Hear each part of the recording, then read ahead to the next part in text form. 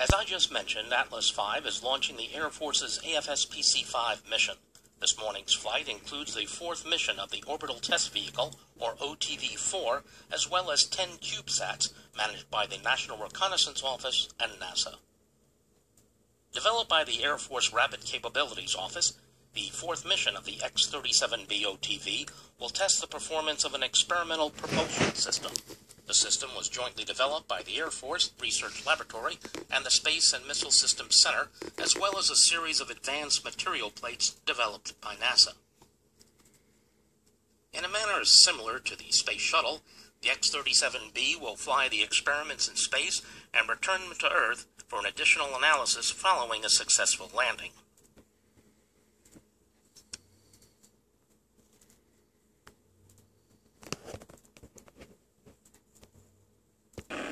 And liftoff of the United Launch Alliance Atlas V rocket. The Atlas RD-180 main engine ignites to lift the vehicle away from the pad. Shortly after liftoff, Atlas begins its initial pitch, yaw, and roll maneuvers to attain the proper ascent profile and minimize aerodynamic loads. The Atlas V reaches Mach 1, the speed of sound, at 83 seconds. At 89 seconds, the vehicle experiences maximum dynamic pressure. At 3 minutes 38 seconds, the payload fairing is jettisoned. Approaching booster engine cutoff, the Atlas V is burning propellant at a rate of 1,900 pounds per second, traveling at approximately 8,600 miles per hour, and located 96 miles in altitude and 110 miles downrange. Booster engine cutoff occurs 4 minutes 24 seconds after liftoff. 6 seconds later, the booster stage is jettisoned. The first Centaur main engine start takes place 10 seconds after booster separation.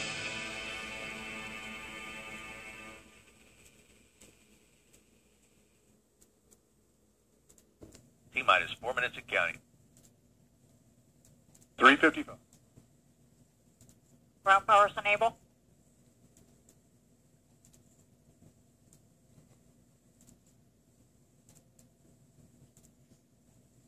This is Atlas Mission Control at T-minus 2 minutes, 28 seconds and counting. Once the rocket lifts off, it'll reach Mach 1, the speed of sound, in about 83 seconds after launch.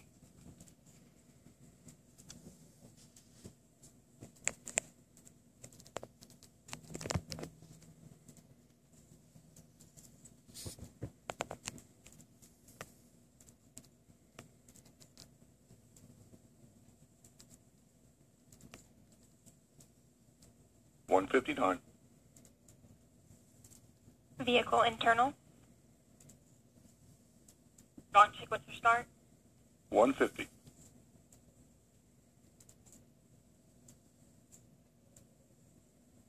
Securing Centaur LH2.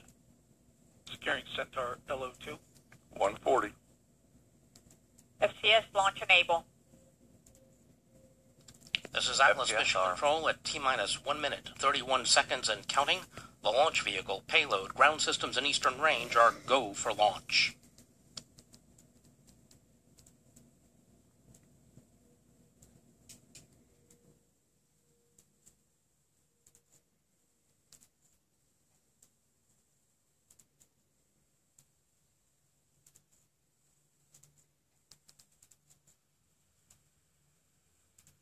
This is Atlas Mission Control, now at T-minus 1 minute and counting. Report range status. This is the Rock. Range is green.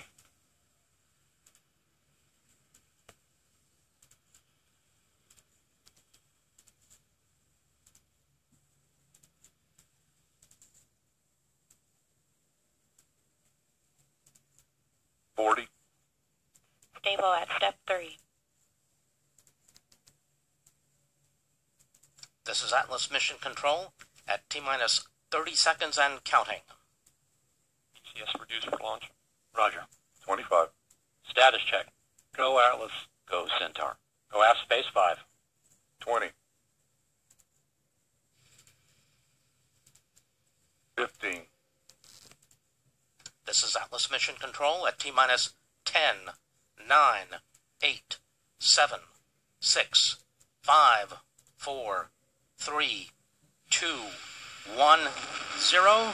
We have RD-180 ignition and liftoff. Liftoff of the United Launch Alliance 8FSPC-5 payload with the Atlas V launch vehicle for the United States Air Force.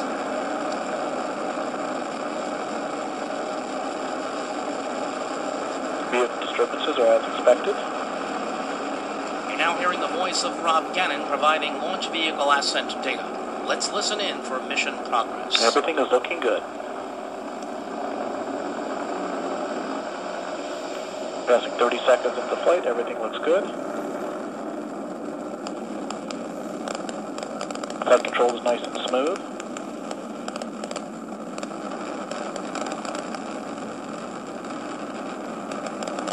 Coming up on 50 seconds into the mission, everything looks good. Flight control's right down the middle, big normal disturbances for atmospheric flight.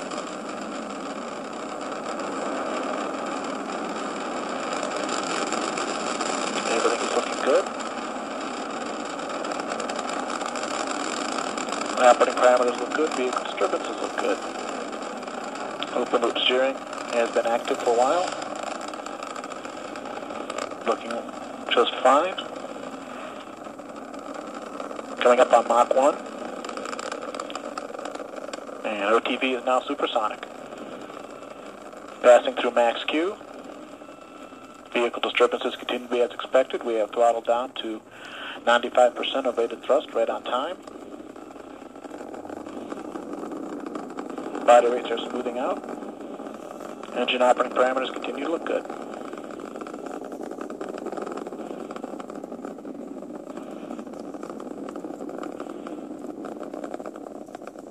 Continue to operate at 95% rated thrust. 20 seconds to enabling steering. Vehicle's flying normally. Engine's operating good. And we're proceeding right down the center of the range track, right as expected. Coming up on steering enabled. And we've enabled steering. Vehicle's maneuvering. We are now 25 miles in altitude, 15 miles downrange, traveling at 3,000 miles per hour. Parameters continue to look good. We're now throttling the engine to maintain a constant 2.5 Gs for payload fairing jettison, and we've fired the power valve, activating the reaction control system on the second stage. Everything's looking good. Continuing to maintain 2.5 Gs in preparation for fairing jettison.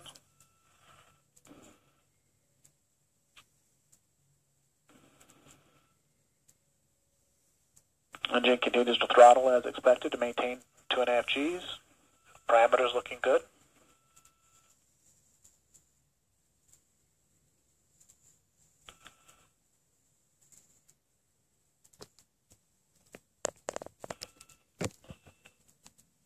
Coming up on payload fairing jettison.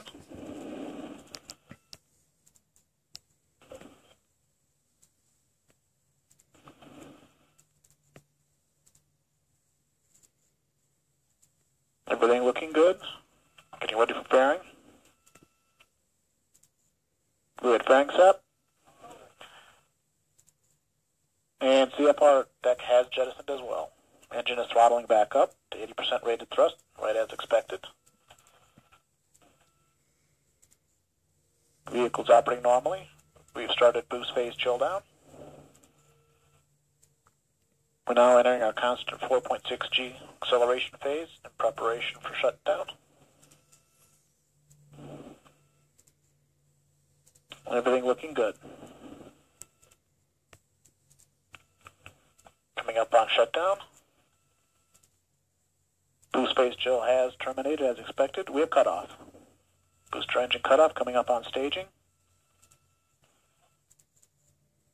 And we have stage separation. Everything looking good. We have pre-start on LOX and fuel. Ignition, full thrust. Our all 10 is up and running normally. Good start signature. Operating parameters for the R10 look good.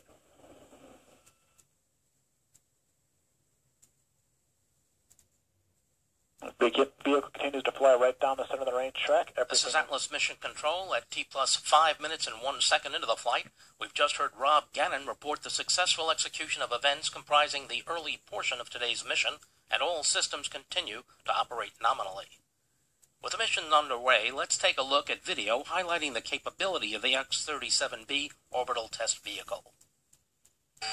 We have ignition.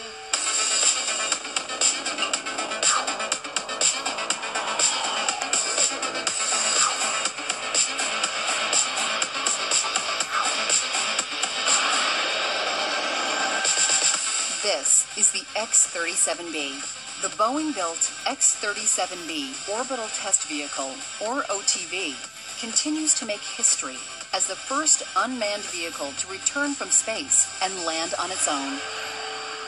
The X-37B provides a highly flexible demonstration testbed platform for a variety of orbital experimental missions. The X-37B testbed platform is unique because we can tailor our missions to specific user needs and return experiments back for post-flight inspection. Building on multiple missions, the OTV has proven a reliable fault-tolerant architecture through launch, flight, recovery, and refurbishment cycles. OTV Mission 1 validated the concept with 224 days on orbit. Mission 2 pushed the envelope to 469 days.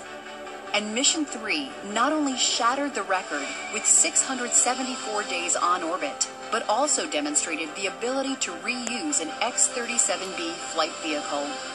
These missions have proven the reliability and flexibility of the system to support a variety of experiments.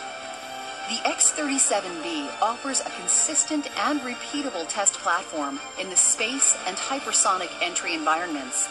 As a reusable system, hosted experiments can be inspected, modified, and flown again at dramatically reduced cost. Leveraging the existing X-37B infrastructure and reusing the platform allows users to focus their investment on the experiment and developing new technologies. Responsive to rapid integration, the X-37B can fly and test multiple new technologies, reduce technical risk early in product design, and validate system performance.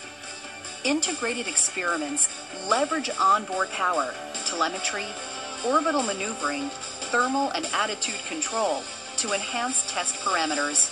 The partnership between Boeing, Space Florida, NASA, and the Air Force is establishing a capability for the X-37B to launch, land, and process for reflight at Cape Canaveral. This will further reduce cycle time, providing even more responsive access to space.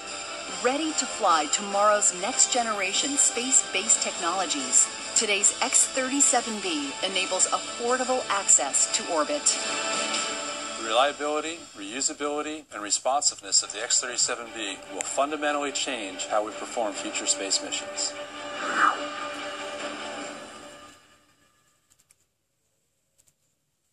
As I mentioned earlier, in addition to OTV-4, today's flight includes 10 CubeSats. One of those CubeSats is LightSail, developed by the Planetary Society.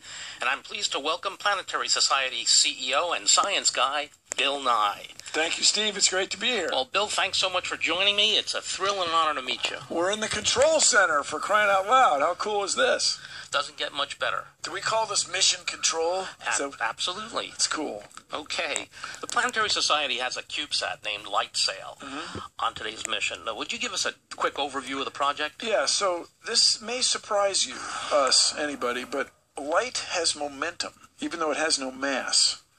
So if you can get, I mean, it's even when we're sitting here and light's hitting us, impinging upon us, we are getting a tiny, tiny, tiny push from the photons.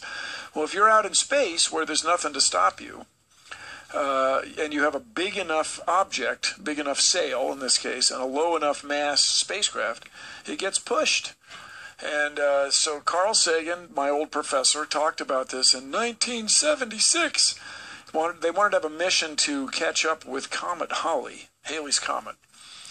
And that mission was canceled in exchange for the space shuttle. I guess there were some other technical problems. But the guys involved were Carl Sagan, Lou Friedman, my predecessor at the Planetary Society, and Bruce Murray.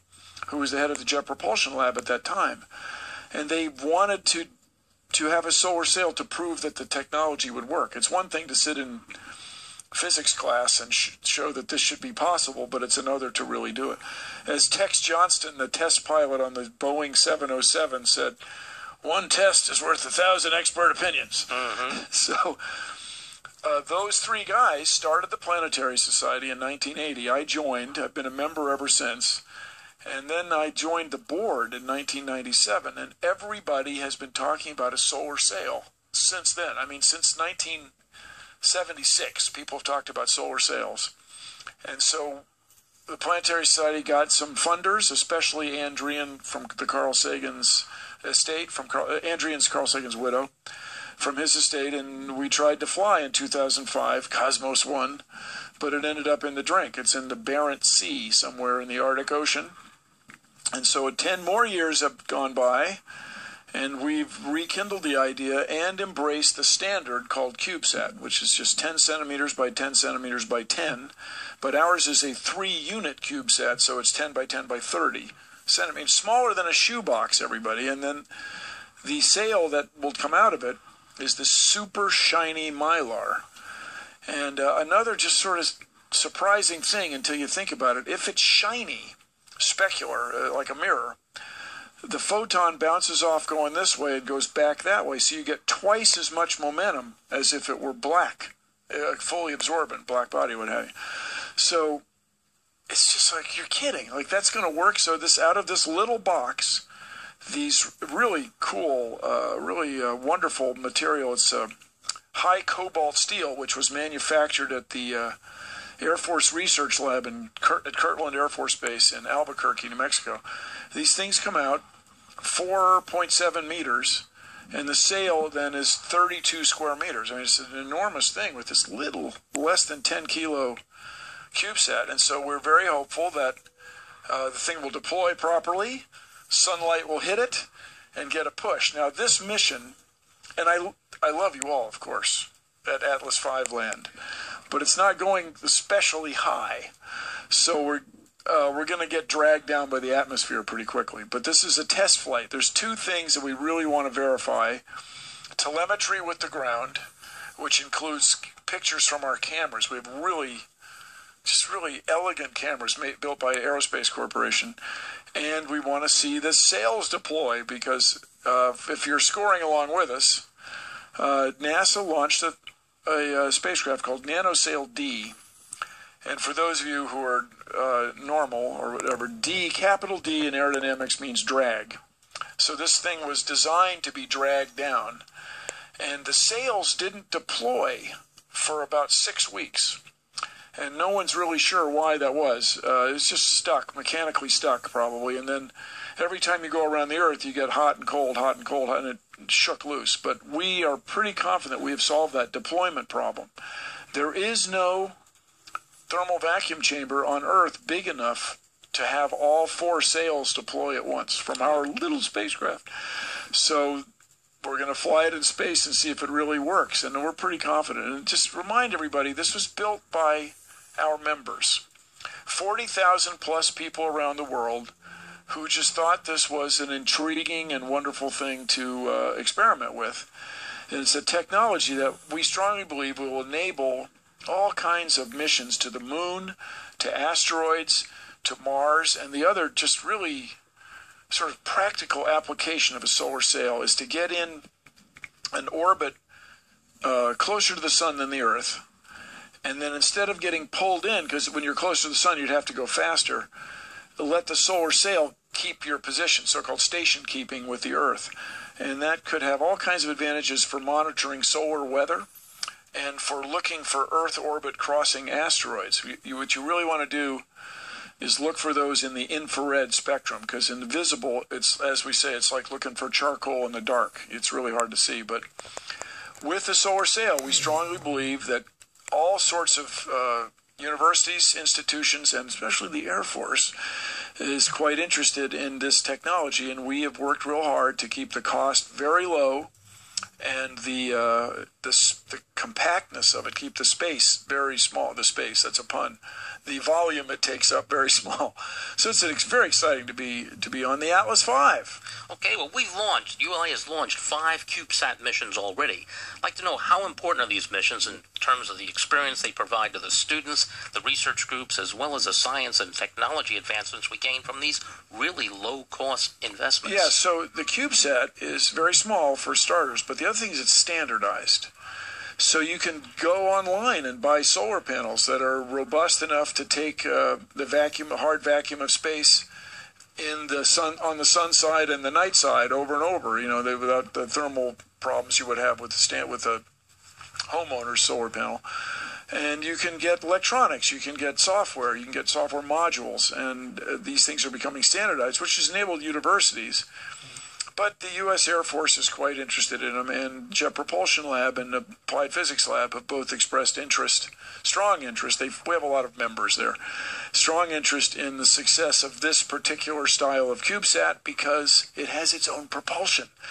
When you're using solar energy, it's there all the time. And so although it's a very small thrust, it's continuous rather. And so you can go hypothetically as far as you want in space. Well, given the Planetary Society's unique mission, I imagine the CubeSats are an important part of its puzzle. Oh, yeah. So one of the problems we had with this Cosmos 1 Russian-built solar sail in 2005 was every part of it was custom-made, every part of it. But now it's launching from a standard P-pod, which is another tortured acronym. I think it has the word Pico satellites in there. Yeah. And so it's a jack-in-the-box that is a standard size, a standard thrust spring with a standard release mechanism, a burn wire. That's all figured out. So that part of the mission that's been solved. And you guys at ULA have solved it, would you say 5 times? 5 times. Yeah, so it's very high reliability. And I'll just tell you, our members, we launched on a Russian rocket, 2005, and it ended up in the ocean. They would not, they're very happy to be aboard a U.S.-built, high reliability, big-time rocket. So thank you guys. Well, thanks a lot. I'd like to shift gears just a little bit, and I think you'll find this interesting.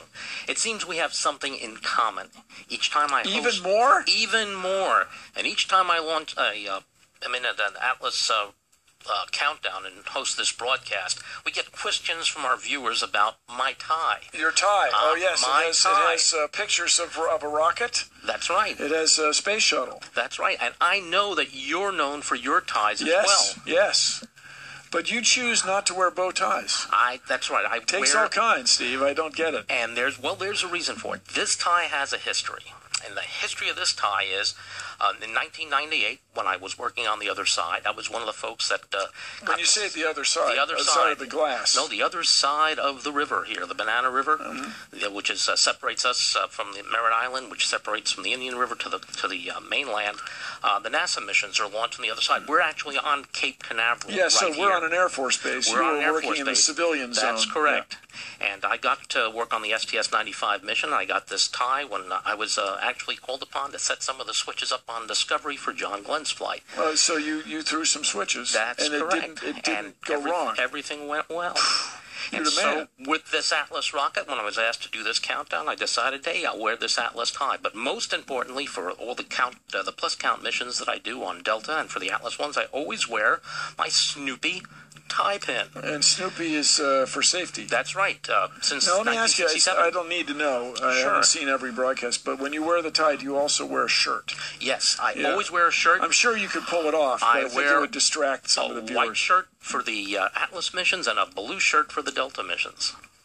I'll take there's a reason for that. And there's a reason for that, Why too. is that? Well, the white shirt is our ULA launch shirt for Atlas for me. Oh, it's got ULA inside. Absolutely. Yeah, well, there you go. One more thing for our viewers to see. Yes. And we don't need to see much more, Steve. Well, there's a blue shirt for the Delta missions, and that's a different tie that was picked out by my wife Maria and daughter Carolyn. Oh, it's blue for Delta Blue and green for Go. It's a lot. So this one has stars, and it's actually made from the Sophia straight tie. Sophia was a Stratospheric Observatory for Infrared Astronomy. It's a 747 special performance with the double hinge rudder. And they open the door in the stratosphere and take pictures of planets, celestial objects. So it's a space tie. Well, Bill, I want to thank you for being here. Oh, no, it is I who must thank you. Yeah, and seriously, our members of the Planetary Society are very excited to be on an Atlas V. I'm not joking you. You know, we had, in 2005, as part of the legacy of Carl Sagan, Andrian, his widow, and Discovery and these other entities funded the Cosmos 1 solar sail, which was built largely in Russia and flew on a Russian Cold War repurposed submarine rocket, like for real. And it ended up in the Barents Sea, which is somewhere in the Arctic Ocean. It's a region of the Arctic Ocean. And our members expressed a lot of concern about that. And so everybody's very happy to be on this very reliable, time-tested, very reasonably priced launch vehicle. So thank you for letting us get a ride. Well, best of luck with LightSail. It's a fascinating project, and we're looking forward to following its progress. Oh, yes. So it will deploy, if we don't do anything, it'll deploy automatically in 28 days. And you have to wait, everybody. I'm sorry. We launched these CubeSats. Everybody waits so that they'll separate in space, so they won't be too close together. It's just actually the cheapest way to do it. Just let them drift apart. So we hope we'll deploy sooner than that, but within the month, we're going to run the big test. Always giving more bang for the buck, right? That's our hope. Okay, that's Thanks very much. Well, thank you, Bill. And I invite our viewers to share their photos and launch stories about the launch trays and their traditions on the hashtag #GoForLaunch. Go for launch. Okay. We'll now conclude our coverage, and I'd like to thank Rob Gannon for his support of today's show. And for more information about the Atlas V, please visit our website, ulalaunch.com, or join the conversation on Twitter and Facebook. We'll complete our live coverage with another look at today's Atlas V launch. I'm Steve Agate, and on behalf of the entire ULA Launch team, thanks for joining us, and have a great day. 5,